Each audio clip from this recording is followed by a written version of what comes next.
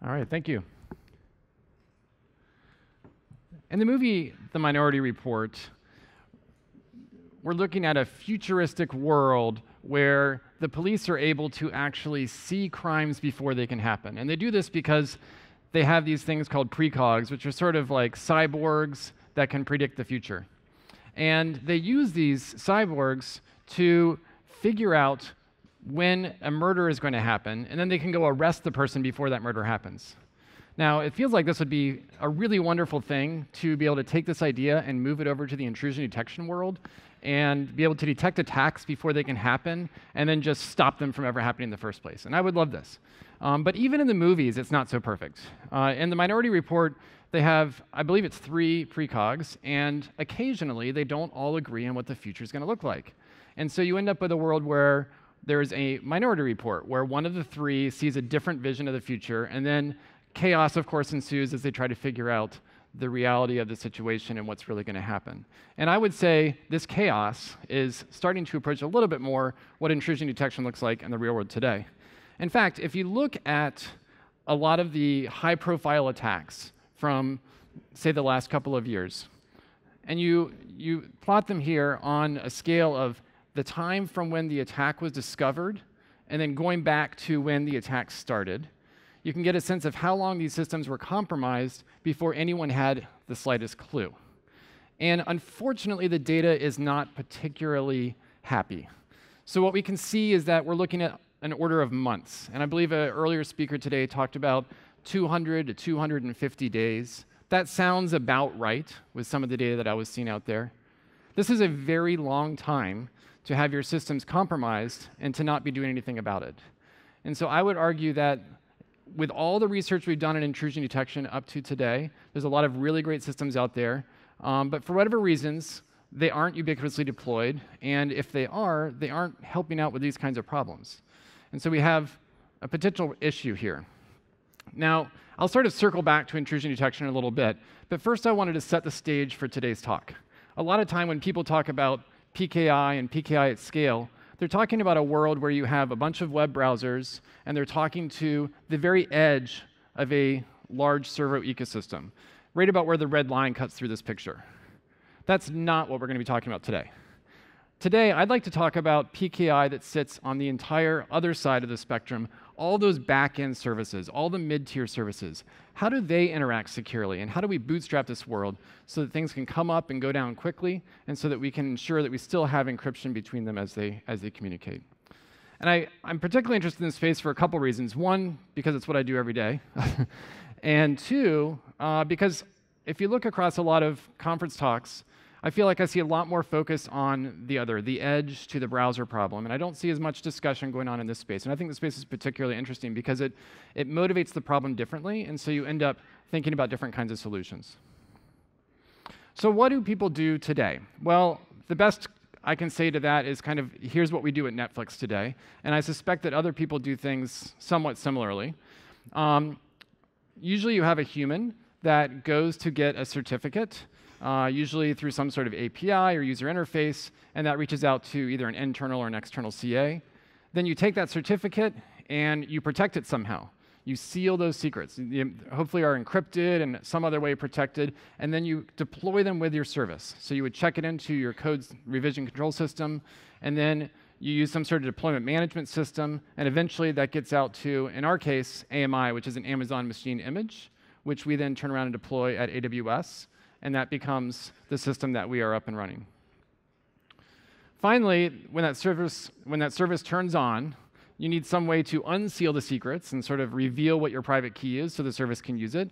And then all of your typical software stacks play in. So you might imagine using Tomcat and Apache, and Netflix has various open source projects that we use for IPC and service stand-up like Carry-On and Ribbon.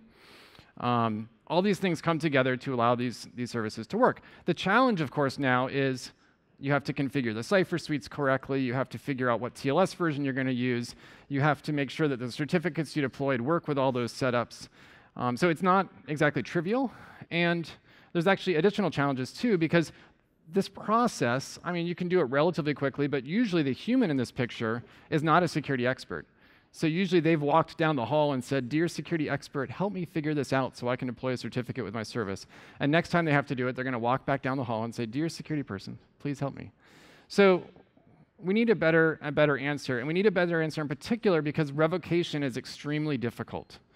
So if those private credentials are stolen, then the person that's deploying that certificate, they have to redeploy it. They have to go through that process again. But also, you need some way to tell the world that you shouldn't be trusting this credential anymore. Now, there's a lot of mechanisms out there to do this. And I'll go through each of these a little bit. But at the end of the day, I'm going to argue that none of these quite work for the setting that we're talking about today. So let's see why. The first one is a certificate revocation list. So this is sort of the not really often used anymore technique of taking a large list of all the certificates that a CA has revoked and making that available on a service somewhere. And then whenever the browser goes out to a website, it will do a TLS handshake and then go back and ask this certificate revocation list, has this server's certificate been revoked?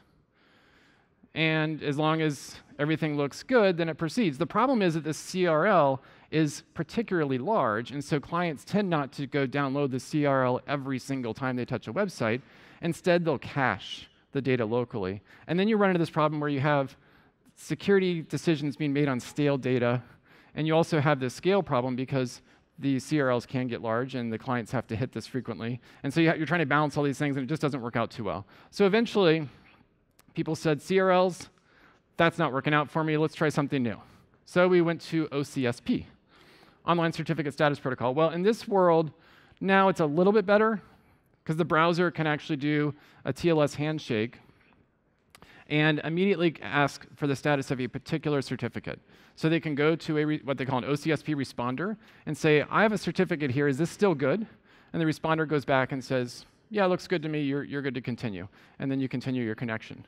But you still have some challenges here because that's a lot of hits on that OCSP responder if you're going to do this for every single website and get live information. So some clients will still cache, and then we have issues there.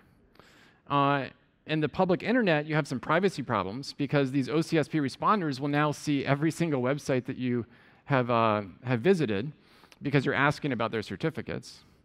And at the end of the day, you have to think about what does a client do if the OCSP responder doesn't get back to them, right? Or if it gets back to them with information that says, I don't know anything about this. I haven't seen this before. Do you just fail the connection hard and say, sorry, user, you can't see your website? Or do you say, well, there was no revocation or it timed out, so I'm just going to proceed anyway. We'll call it good.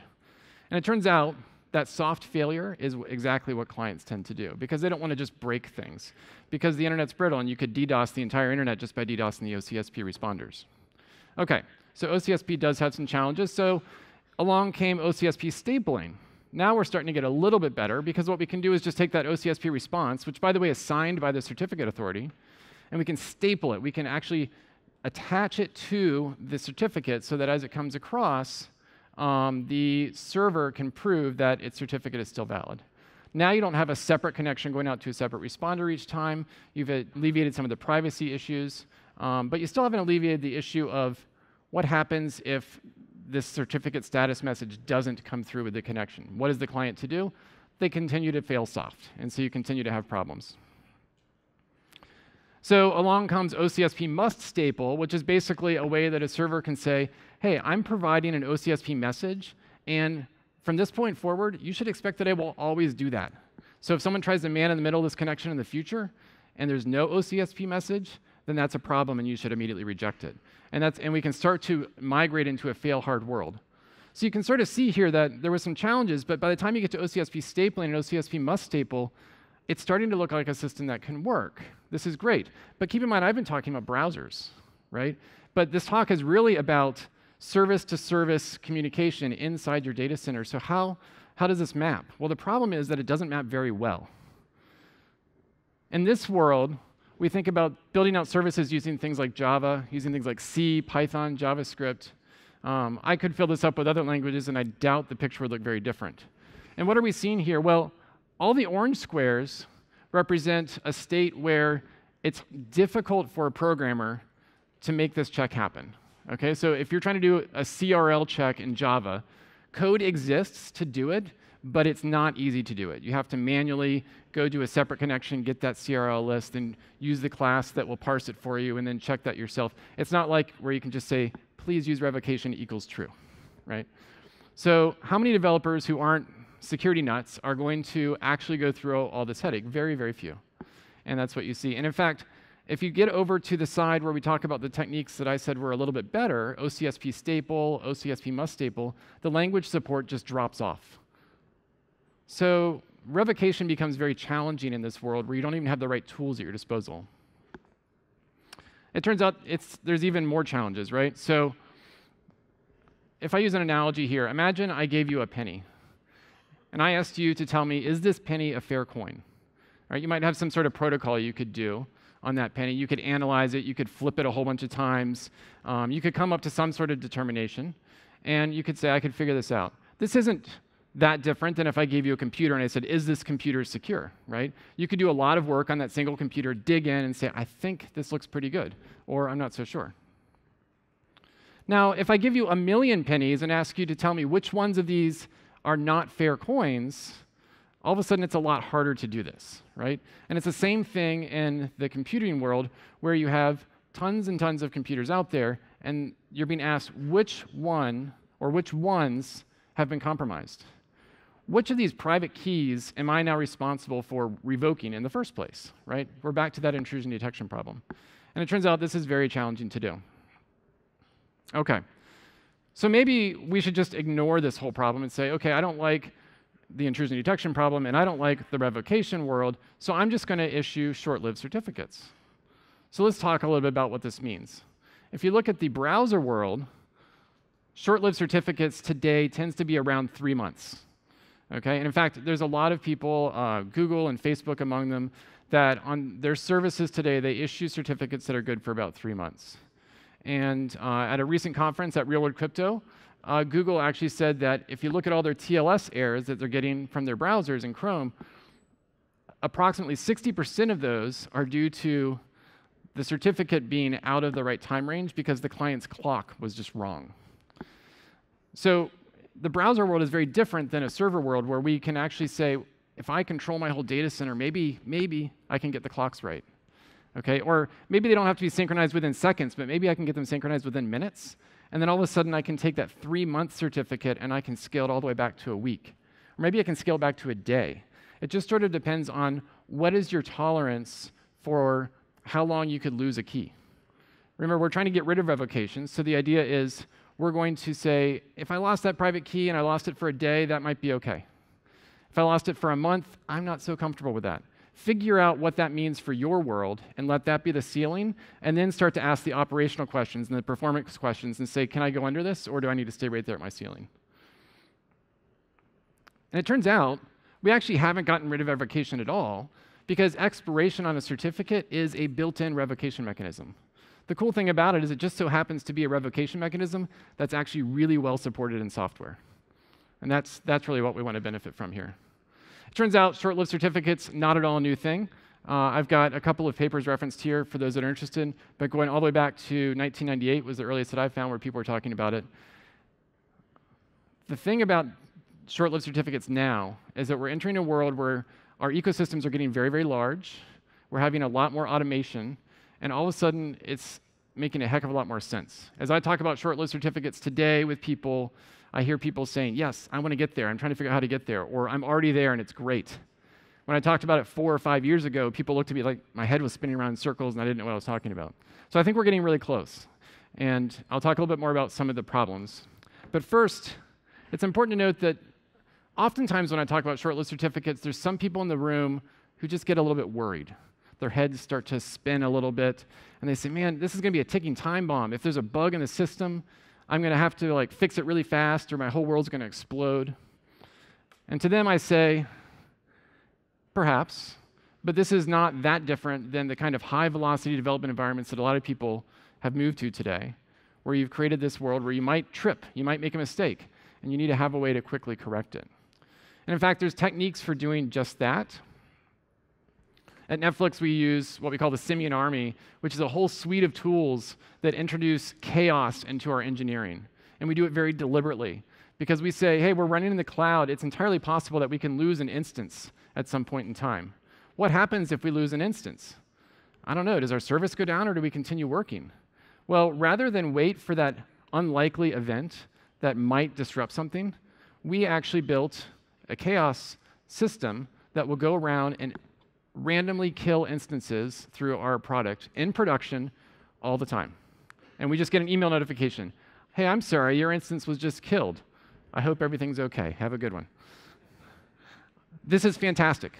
We learn to live and work in this chaos world, and everything continues to purr because it's just how we engineer our products, okay?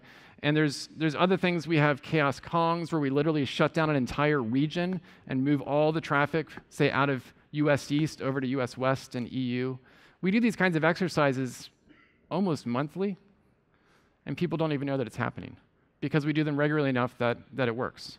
So why couldn't we do this with short-lived certificates? Why couldn't we find a way to test the system, stress the system, and make sure that it continues to work through all the various failure scenarios? It seems reasonable to me. In fact, just a quick sidestep, we did this already in a different context. So if you look at AWS Keys, a key, by the way, in AWS is you have your access key ID and your secret key, and you put these together with your request, and you end up with a HMAC, and then you can use that to verify to Amazon that you're the legit person to make this request. Great. That secret key and that access ID have to be protected. And back in the early days, and I'm talking over 5 years ago, protecting that basically meant, I don't know, maybe I deploy it with my service and make it an environment variable. That's not so great. Maybe and you go through all these iterations of how do I deploy this well, until all of a sudden you realize, oh, here's what I need. I need to write my code so that I can change out the credentials underneath the code in real time and everything continues to work just fine. That would be really fantastic. And then I'm just going to point that code at a URL that's local to my box that Amazon manages that actually swaps out my credentials whenever I need to. And so all of a sudden I have a resilient system from the ground up where the keys can be rotated whenever I feel like it, and the system above it just transparently keeps working. If we can do it here, certainly we can do it with something like a PKI. Okay, there's a little catch though. I just said that we have these on-instance credentials that Amazon provides for us. In this world, we might actually have to refresh our credentials ourselves. And normally that means you have to authenticate to someone. So you send some proof of your ID and a credential request, and then they send back your credential. Now let's just be careful here. We don't want that proof of ID to be using the short-lived credential that we're about to revoke. Because if you do that, well, you haven't actually revoked anything. You're creating this perpetual system where an attacker that got your private key could always get the next credential and live on. So we need to be a little bit careful. And the way I suggest we go about this is to actually build a layered system. Okay? So imagine you can have some sort of system identity, a long-lived credential, if you were, that lives either in your TPM or using something like Intel SGX for a lot of security on it. Use that as an identifier to go get your short-lived credentials. And then use your short-lived credentials for your web service. Now, I know, it's turtles all the way down. So now we've got a problem where this long-lived credential, maybe it needs to be revoked at some point. Or maybe you're comfortable enough that you've protected it and you're not going to worry about revocation. But I would argue a couple of things. One, as we scale, this scales better. I can still do revocation once per instance, perhaps, but it's very hard to do revocation once per short-lived credential, because I might have tens or 20s or hundreds of short-lived credentials on each instance to validate myself to other services. So this allows me to scale much better. Second, frankly, if performance isn't needed, then I can use that long-term credential as my web key, and that's fine. So that's another option. This allows you to tune things, and that's really what we like. Okay. The problem now is I swap out my credential underneath the service, and all of a sudden I have to get that service to read the new credential, just like I was talking about before. Of course, a lot of the TLS terminators that are out there will allow you to refresh their credentials, or their credentials and their whole configurations on the fly, but will they do it with zero downtime? Turns out the answer is kind of not so great for a lot of these. So I show that here. Now, I would argue that this is just a challenge that we need to work on. We need to be improving the software. So at the end of the day, hopefully we can move to a system that looks more like this, where the human just deploys their own code. The certificates deploy automatically into the system, and then we come up with a resilient set of pieces that can actually handle the certificate swapping out underneath you. And that would involve updating a few pieces in your ecosystem, but not a whole lot. I think we can get there. And I would argue that updating a couple of pieces like this is a lot easier than some of the problems we still need to solve on the long-lived certificate side, which you've been living with for ages, mainly improving attack detection and retrofitting the revocation mechanism whole scale. So with that, I would just like to end by saying, I think there's a potential that we can get here very soon. I am playing a lot in the open source space as we're working on this, and I would love to collaborate with others that are interested in this space on some of these final pieces to make these things come together.